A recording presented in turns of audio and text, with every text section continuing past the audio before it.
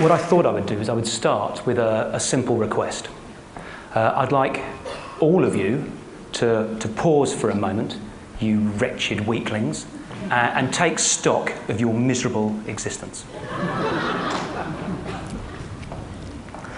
Now, that was the advice that St. Benedict gave his rather startled followers in the 5th century. And it was the advice that I decided to follow myself when I turned 40. Up until that moment, I had been that classic corporate warrior. I was eating too much, I was drinking too much, I was working too hard, and I was neglecting the family. And I decided that I would try and turn my life around. In particular, I decided I would try to address the thorny issue of work-life balance. So I stepped back from the workforce and I spent a year at home with my wife and 4 young children. But all I learned about work-life balance from that year was that I found it quite easy to balance work and life when I didn't have any work. Not a very useful skill, especially when the money runs out.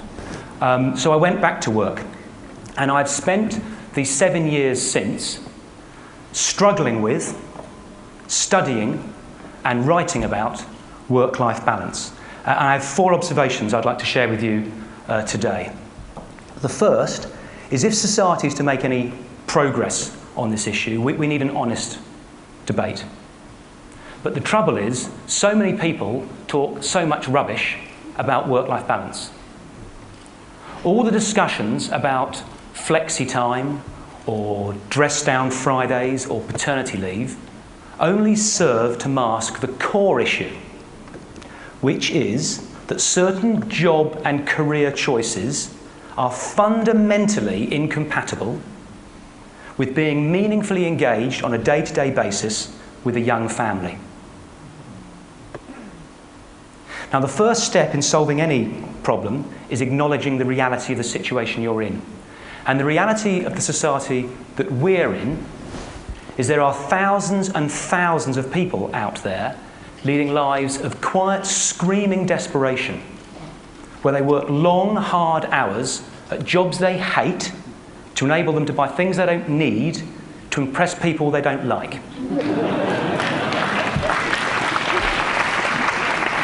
And it's my contention that going to work on a Friday in jeans and t-shirt isn't really getting to the nub of the issue.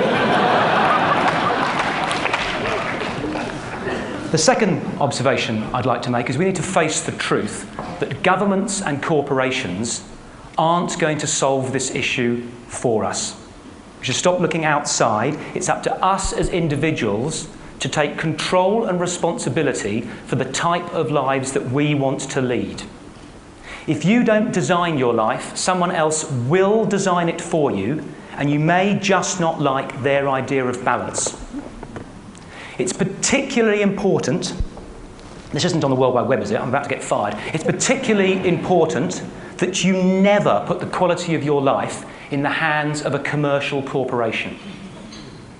Now, I'm not talking here just about the bad companies, the abattoirs of the human soul, as I call them. I'm talking about all companies, because commercial companies are inherently designed to get as much out of you as they can get away with. It's in their nature, it's in their DNA, it's what they do, even the good, well-intentioned companies. On the one hand, putting childcare facilities in the workplace is wonderful and enlightened. On the other hand, it's a nightmare that just means you spend more time at the bloody office. We have to be responsible for setting and enforcing the boundaries that we want in our life. The third observation is we have to be careful with the time frame that we choose upon which to judge our balance. Before I went back to work, after my year at home, I sat down and I wrote out a detailed, step-by-step description of the ideal balanced day that I aspired to. And it went like this. Wake up well rested after a good night's sleep. Have sex. Walk the dog have breakfast with my wife and children, have sex again. Drive the kids to school on the way to the office. Do 3 hours work, play sport with a friend at lunchtime. Do another 3 hours work. Meet some mates in the pub for an early evening drink. Drive home for dinner with my wife and kids. Meditate for half an hour. Have sex. Walk the dog. Have sex again. Go to bed.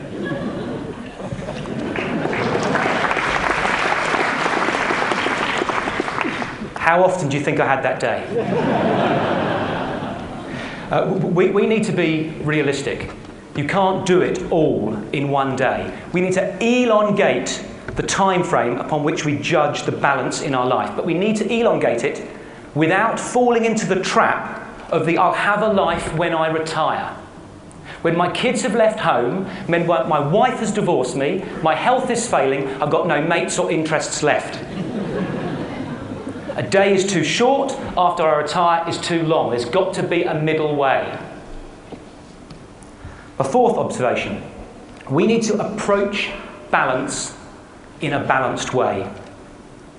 A friend came to see me last year, and she doesn't mind me telling this story. A friend came to see me last year and said, Nigel, I've read your book and I realised that my life is completely out of balance. It's totally dominated by work. I work 10 hours a day, I commute 2 hours a day. All my relationships have failed. There's nothing in my life apart from my work.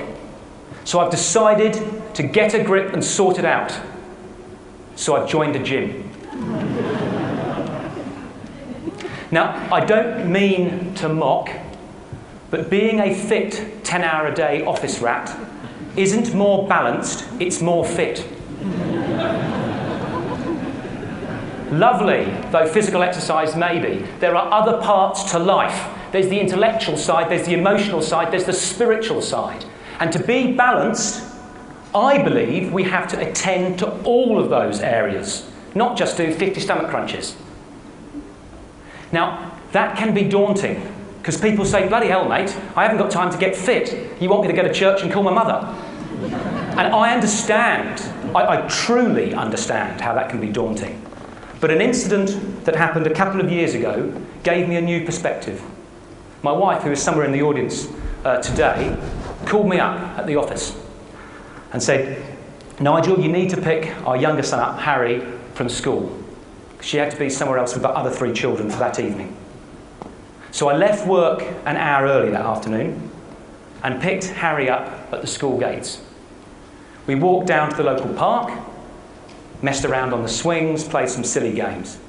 I then walked him up the hill to the local cafe and we shared a pizza for tea. Then walked down the hill to our home and I gave him his bath and put him in his Batman pyjamas. I then read him a chapter of Roald Dahl's James and the Giant Peach. I then put him to bed, tucked him in, gave him a kiss on his forehead and said, good night, mate, and walked out of his bedroom. As I was walking out of his bedroom, he said, Dad? I went, yes, mate. He went, Dad, this has been the best day of my life. Ever. I hadn't done anything.